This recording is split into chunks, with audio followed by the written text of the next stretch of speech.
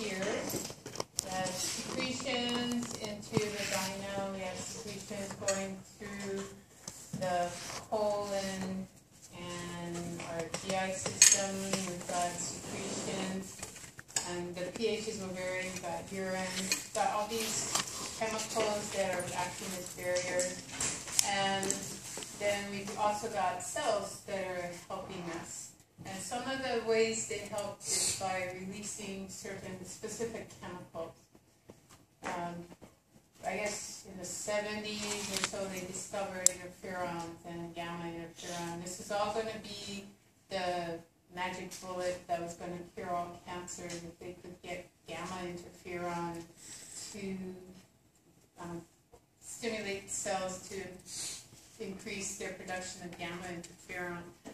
It was going to protect against viruses and also cancer cells.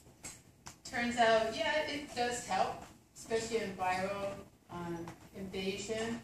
The cells that are infected will release the gamma interferons and interferons.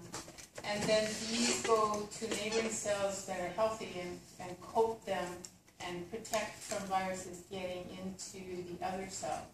So the immune system will attack the unhealthy cell, but won't have to damage the healthy cells around them. So interferons have been helpful. And some drug companies have been able to have produce things that will help to heighten people's production of those should they be deficient. Natural killer cells will release chemicals that will punch holes in bacteria, and then they'll secrete chemicals through those holes that will cause bacteria to just kill themselves. And they think they can do that for cells that have been infected as well. So they have a mechanism of making a hole. It's called a perforin that they're secreting that will make a hole in the cell, and then secrete chemicals called granzymes through that will trigger the cell to self-destruct. And they do that with cancer cells as well. Complement also has multiple little fragments. 5 of the complement fragments also form a complex that can punch holes in bacteria. Not to then have anything inserted through it, but it creates a massive bulk flow of fluids in and out of the wall, and so the cells will die because of that fluid's either leaking in or leaking out. So they will break the membranes down. So here we've got viruses, different types of viruses have different mechanisms of action, but they usually use some transport mechanism in the intact cell and trick it into thinking that it's what the cell wants. So they bind to the receptor and the cell thinks, oh, this is good stuff, so let's endocytose it. But it turns out that it's this virus, and the virus takes over the cell. So virus is actually not really alive, like you think alive. It has no brain, it has really no DNA, it's all full of RNA. But this is a clever RNA sequence, and it gets into your cells, and then it will take some of them will take part of your DNA and incorporate it into them. Those are the retroviruses, like HIV. But any cell that's been infected will then start releasing the interferons, and the interferons will go to cells next door that aren't infected and bind to the surface of those cells, and then the virus can't get into those cells. So you have blocking the interferons are acting to block the invasion of viruses into healthy neighboring cells. If the virus does go on to replicate without being interfered with, then it produces more of these viral vectors that then get released. They just accumulate in the cell to the cell's membrane cannot remain intact anymore. The cell membrane ruptures, and now you've got these huge numbers of viruses then released. Another thing the cell can do internally is with enzymes bind to the RNA of the virus and then block the ability for the virus to replicate within the cell. So two mechanisms of action. For the cell that's been infected, it's only got one option, which is get the enzymes to block the viral replication, and then the cell that's infected will help its neighbor out, so it's very altruistic. So I'm messed up. I'm probably on my way out, but here's something that will help protect you from getting infected as well. And complement, we have these fragments here that are going to form a membrane attack complex. And I'm not going to test you on the numbers, C5b, C6, C7, 8, and 9. These get together, they form this circular unit with a hole in the center, and apparently they can penetrate the cell wall of bacteria and get to the internal fluid pocket of the invading bacteria, and then fluids can leak in or out through this huge channel and really rapidly, so the bacteria loses its ability to self-regulate. And complement isn't just punching one hole, it's punching multiple holes in the wall, so fluids are leaking in and out rapidly, and the organism just blows up. And then all the fragments will then be phagocytosed and deleted.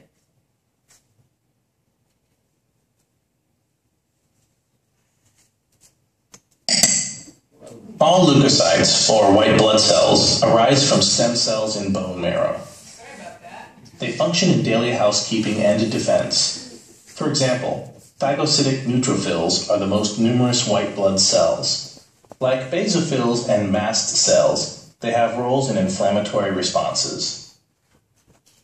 Eosinophils take part in allergic responses and are active in defense against internal parasites, such as worms.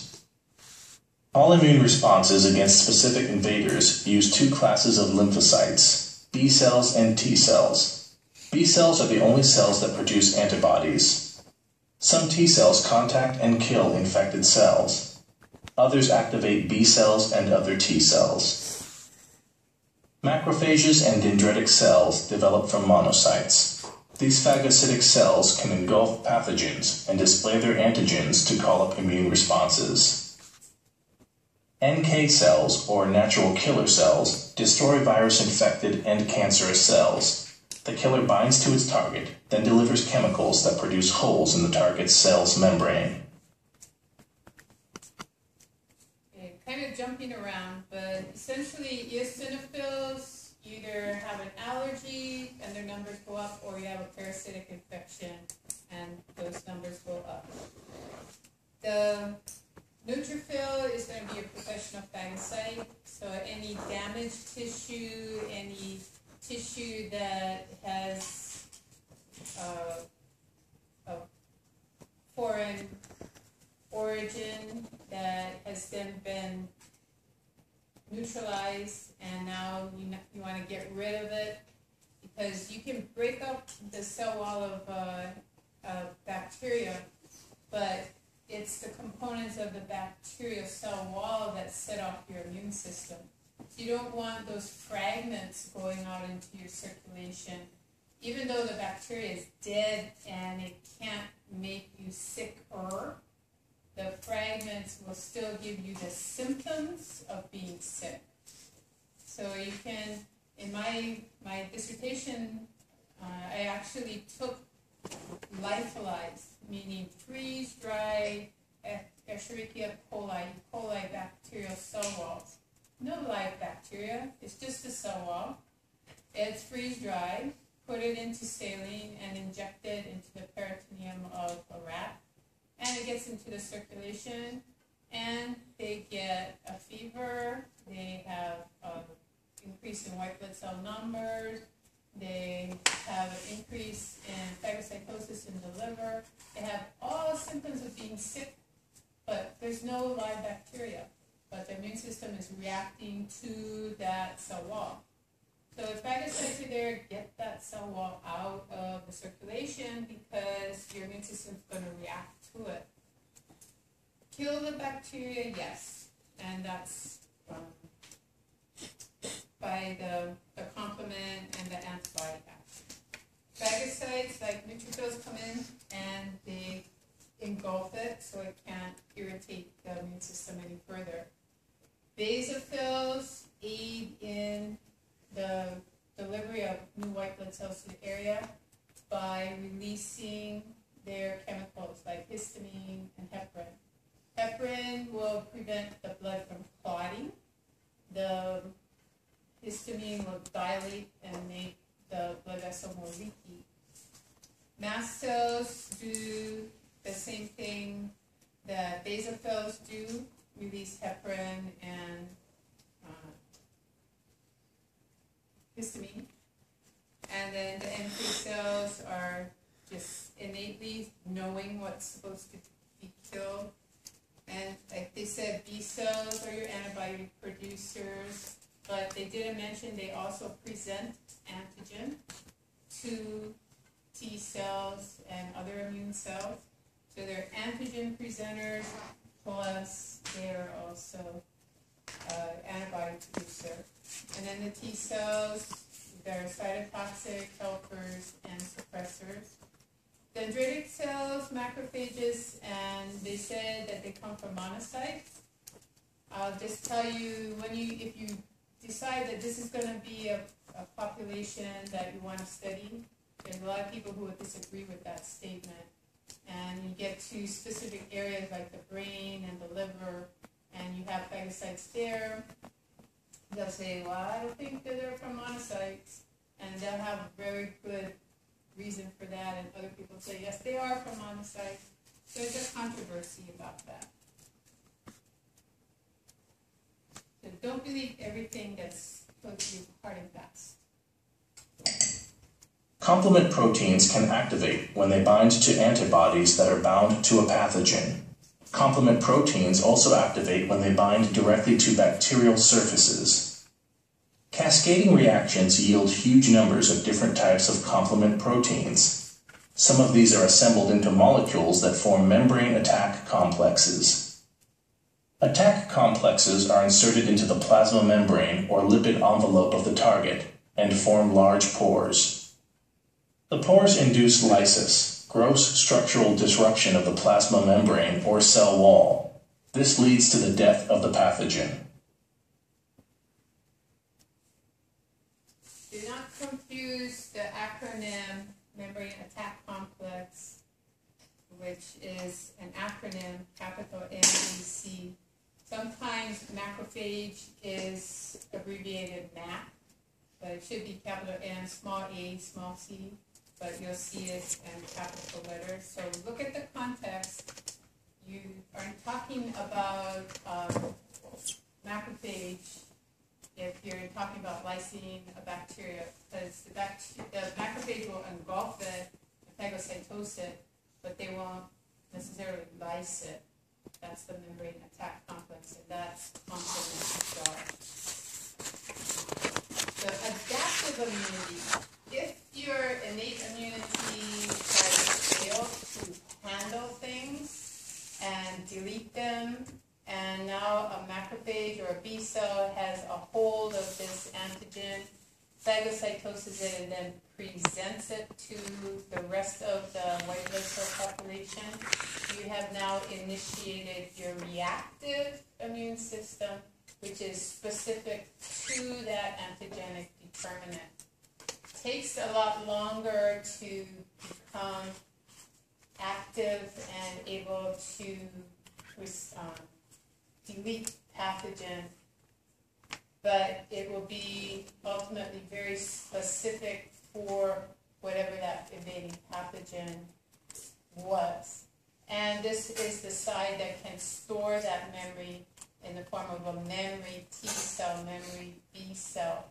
And then if that is that antigen, that pathogen gets into your body again, it can respond this time very quickly and with kind of an overkill response, more than it needs to handle the pathogen. So B lymphocytes turn into plasma cells and produce antibodies.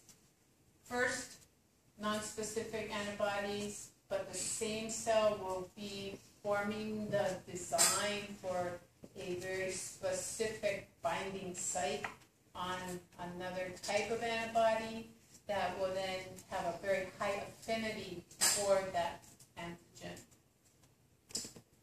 Cell-mediated immunity is implying T cell, cytotoxic T cell activation.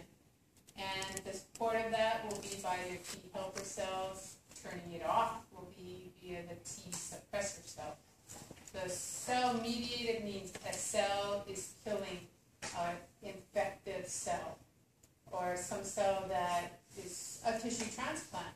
Maybe it's a life-prolonging transplant for you, a kidney or a lung or a heart. But it's foreign because somebody donated it to you, and your immune system will react to that and try and reject it, kill it. So when you have tissue transplants, your only savior is suppress your immune system so it won't kill or damage that transplanted organ. However, that's going to leave you more susceptible to infections because your immune system isn't going to react to pathogens that come in either. So unwanted cells, that's what your body interprets. Anything that comes in that doesn't belong to you, doesn't have a marker for you, it's unwanted. So a tissue transplant is unwanted as far as your immune system is concerned. So you have to suppress that immune system. So where are the blood cells formed? We know, bone marrow. And then they go out into the tissues and they can replicate in the tissue. Not red blood cells, but your white blood cells can. The T cells, they, in embryologic development, they go out to your thymus, produce in the bone marrow, but have to go to the thymus to pass the test. Can it recognize the cell markers and then not attack those cells? If it cannot recognize cell markers, it is killed off, not released. You don't want T cells killing healthy cells, only invading cells.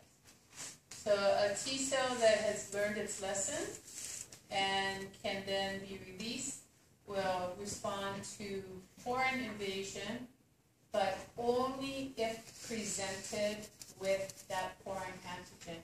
It can't bind to a virus or bind to a bacteria or to a parasite and phagocytose it and process it and stimulate itself. Another cell has to do that and then present the antigen in conjunction with a self-marker. So now the T cell knows what self is reminded, by the way, this is self, and oh yeah, this is the foreign thing. Here they are together, and now go out and look for any cells that have this similar pattern of antigen, foreign antigen, and self-antigen together the surface.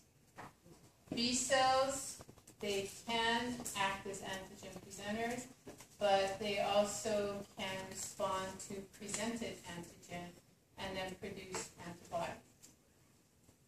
So the ultimate antibody binding to something that's foreign will make it more phagocytosable.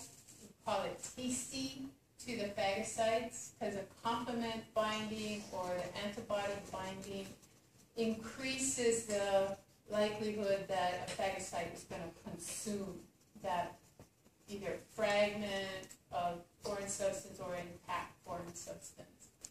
And it would also make it more likely and more identifiable to be attacked by a cytotoxic T cell.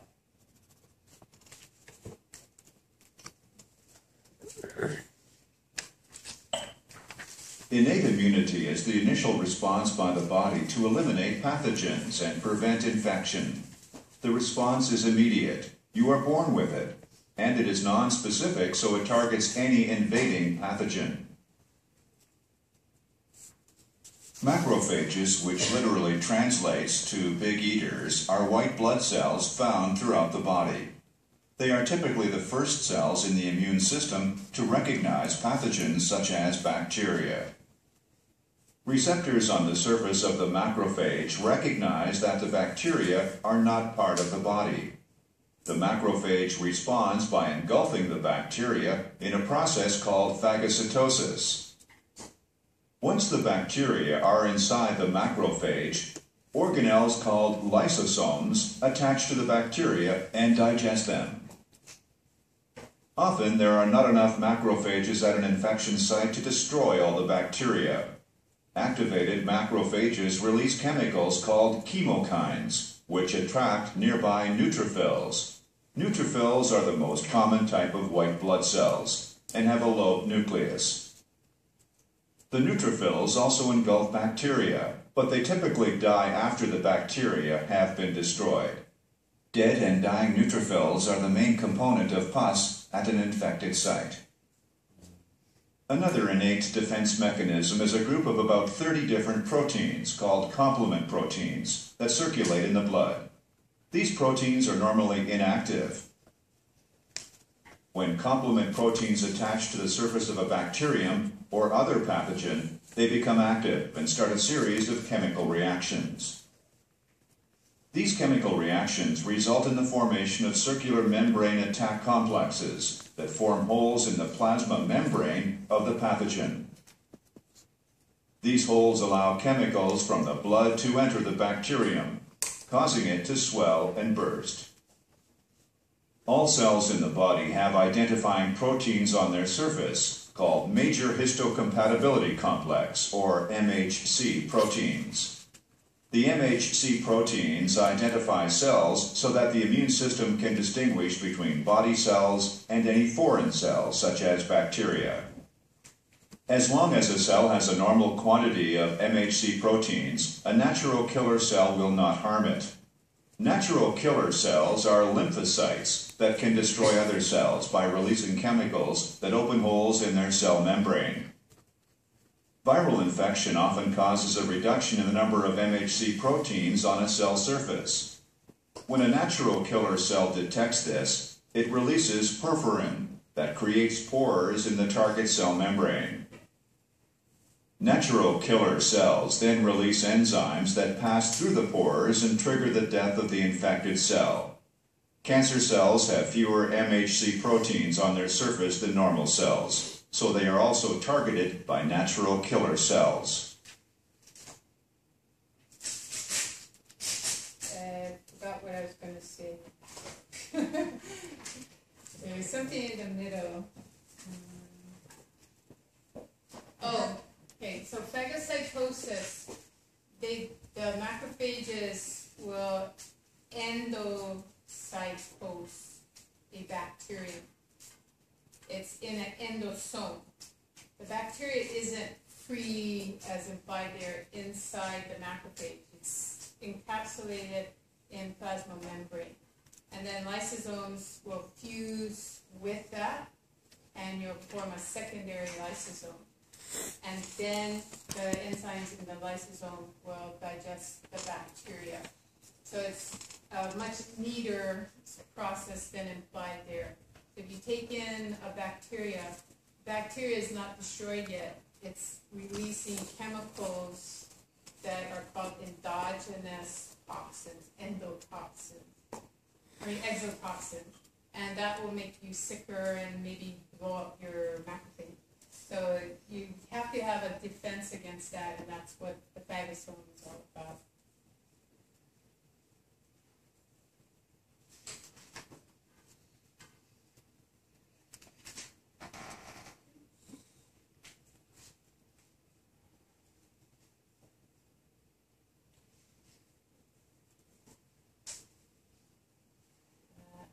Messed up.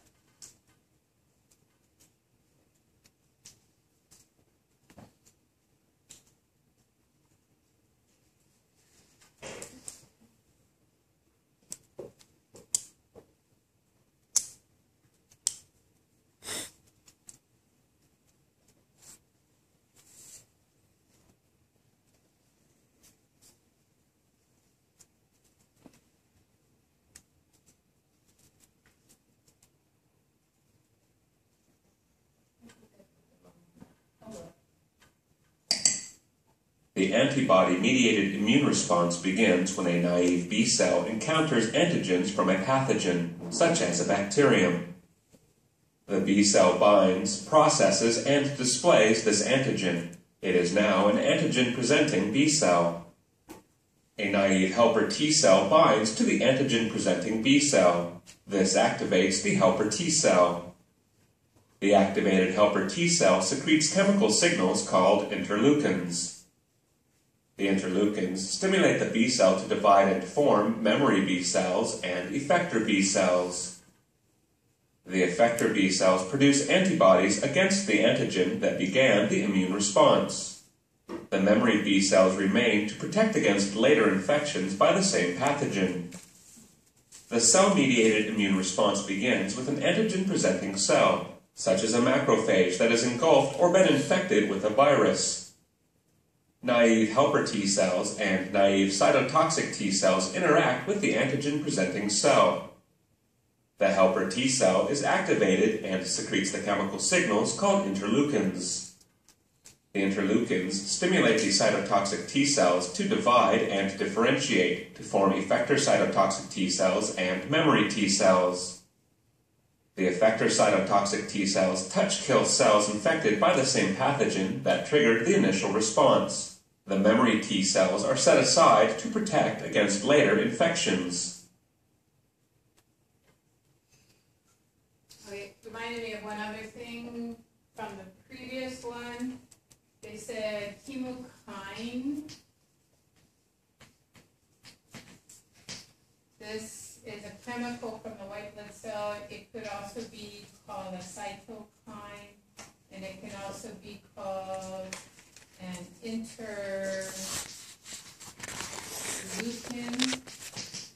and at different times you'll see these different terms. Don't get sidetracked by the sometimes interchangeability of these. A chemical trigger between white blood cells, chemokine, will also be a cytokine. It is also, if it's directed between two white blood cells, we call that interleukin, because white blood cells are leukocytes. I think I wanted to show you this animation. No, I showed that already. Okay, back to the.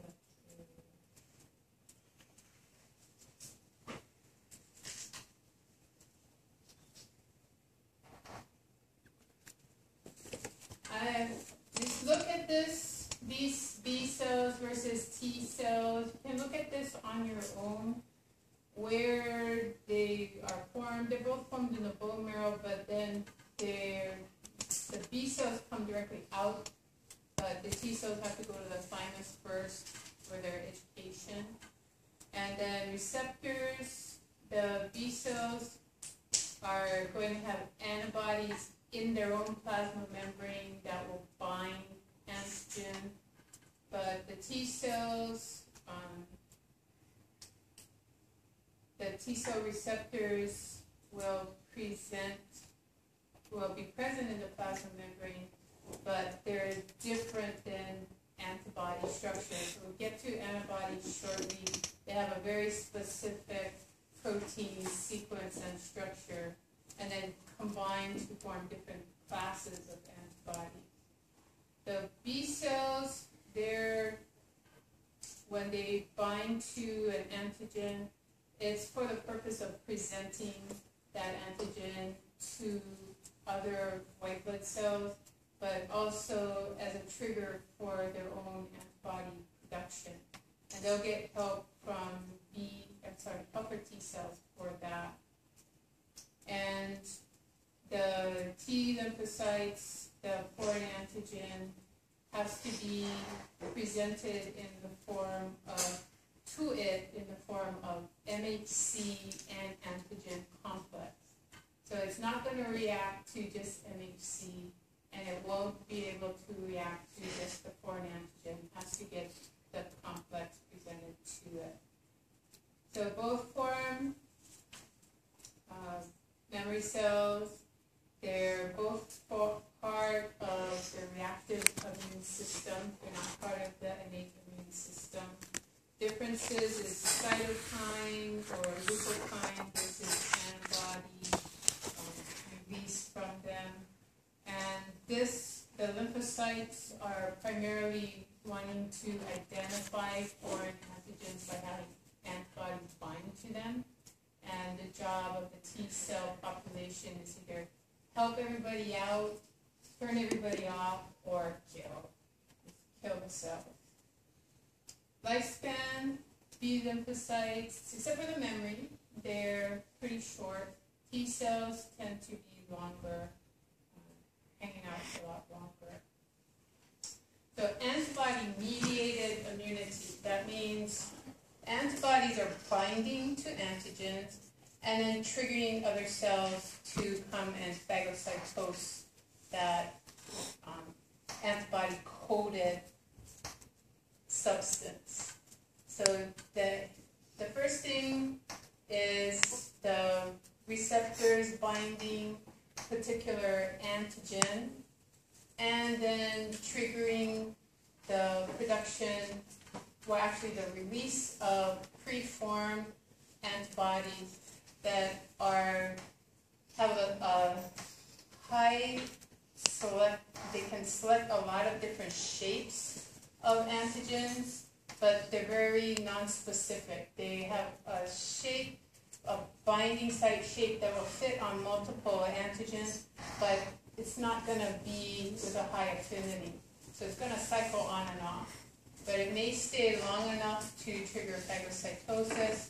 It's released in high enough numbers that you can coat the antigen and prevent it from triggering other types of the other parts of the immune response. And then ultimately make it more tasty to the phagocytes. And then form a memory cell population that will remember that specific antigen and respond to it faster the next time around. As it's releasing the non-specific antibody, it is making a plan and then triggering the production of very specific antibodies with high affinity and specificity for that particular antigen. So that will be released later in the response the first time you see the antigen, but it will maybe take 7-8 days or so for that to be released. But the second time that antigen comes in, it's released within the first day or so, and it's released probably 2 times in greater concentration than it was the first time around. So it's really like super overkill of that antigen. And you probably all have experienced this, but maybe not really know what's going on. Sometimes you know you're sick and you're sick for 7 days. And other times you get the symptoms. I got a runny nose, I got a slight fever, I got a sore throat, my muscles ache a little bit. You wake up the next day and I have no runny nose, I have no fever, I have no muscle aches, it's gone. Wow, that was a weak virus, that was a short, I wasn't sick very long. But actually you had a second exposure to a previous antigen and your immune system just clobbered it. And so within 24 hours, you're symptom-free, not saying that the pathogen is totally handled, but it's handled enough so that your immune system is not reacting to it. And you only know you're sick when your immune system starts producing all these chemicals that cause the fever, cause the runny nose, cause the muscle ache. Sometimes it's the pathogen too that causes that. But most of your symptoms are from immune system cell origin, but they're causing the symptoms that make you sick. Actually, their response is what you interpret as being sick, but that means you're already well on your way to handling the pathogen. So here we've got what they're saying is a inactive or unactivated B cell. And then here, with this increase in endoplasmic reticulum, if you look closely, it's got ribosomes on it. So this is rough endoplasmic reticulum, and rough endoplasmic reticulum produces proteins for release from the cell. If you don't remember that, go back and look at that chapter about the organelles of the cell. So this is antibody producing now. You've got the DNA sequence being translated into RNA, transcribed by the ribosomes. A very specific antibody is now being produced. It will be packaged and it will be released from this plasma cell. The inactive B cell has vesicles in the cytoplasm, and these vesicles will contain antibodies, but they're non-specific antibodies.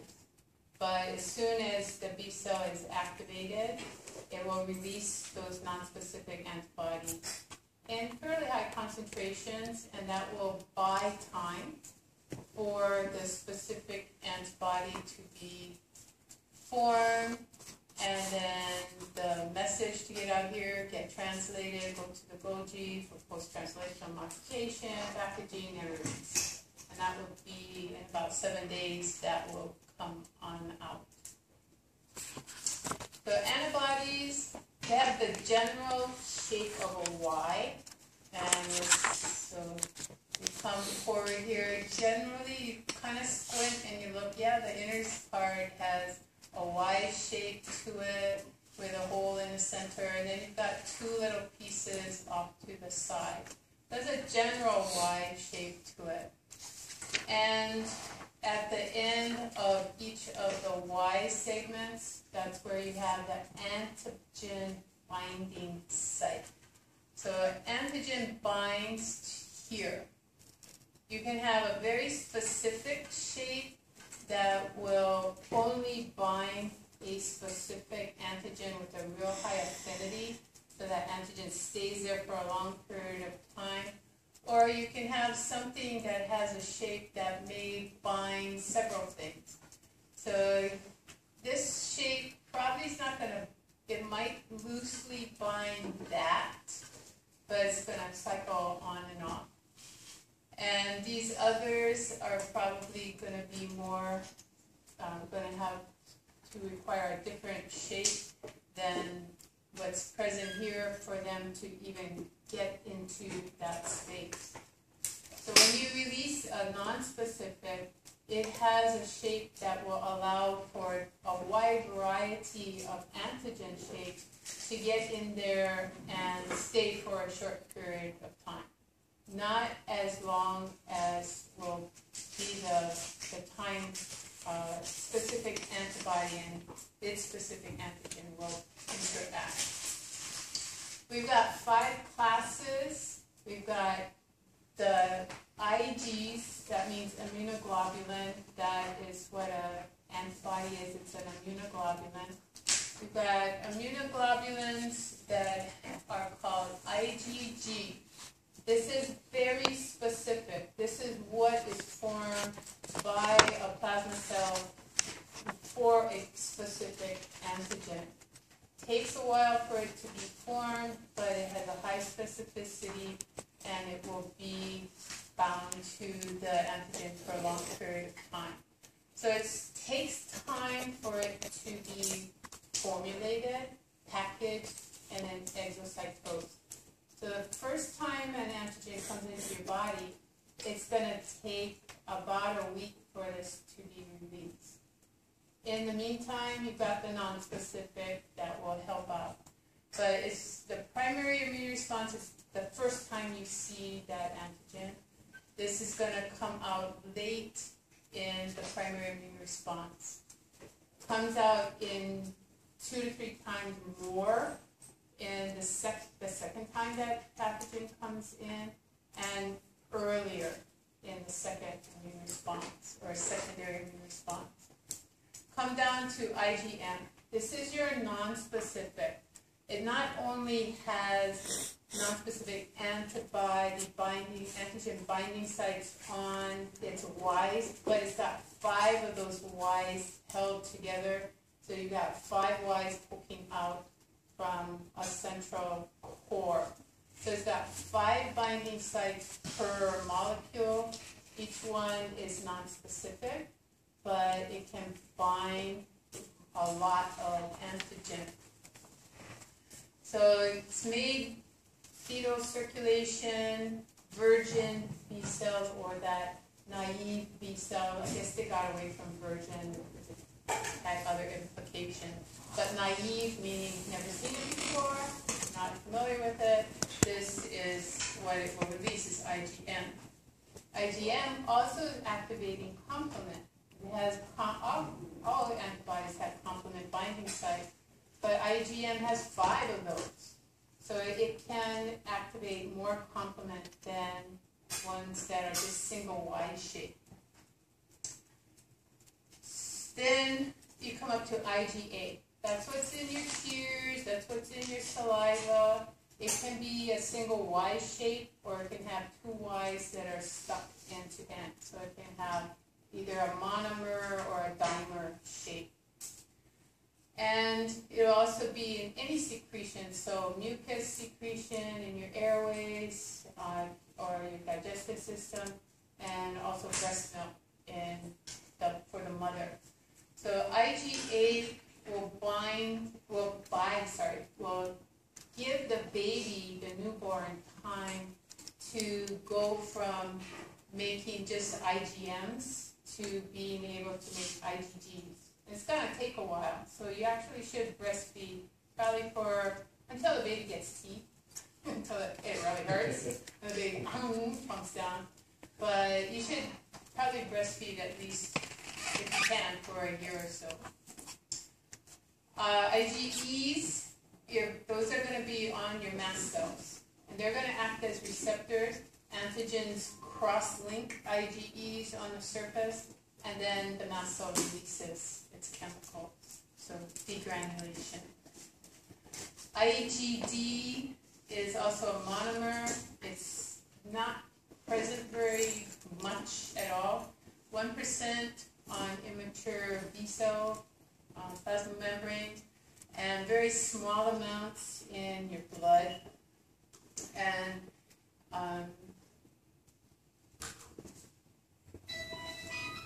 I don't know why I have light and heavy chain there. I have to check on that. So we're past time. So if you need this slide because you didn't write fast enough, then email me and I'll email it to you. So I know there's a lot of words to get written down. Is this going to be on the exam?